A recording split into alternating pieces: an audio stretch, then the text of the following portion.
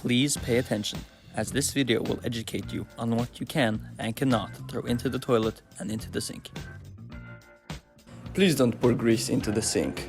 Instead, clean it with a paper and throw it into the trash. Are you having a good time?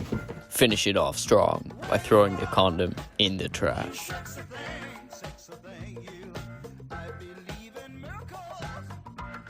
After using your Q-tips, make sure to throw them into the trash. Tampons? Keep them away from the toilet.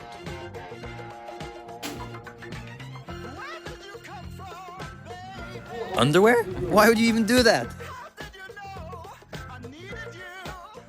Great job cleaning your room. However, think before throwing away the cleaning wipes.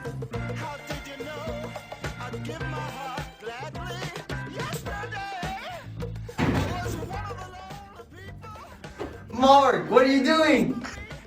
I'm flushing the chair! Well, you can't do that. So what can I flush down the toilet? So the only thing you can flush is human waste and toilet paper, and nothing else. If you're still not sure, check the posters.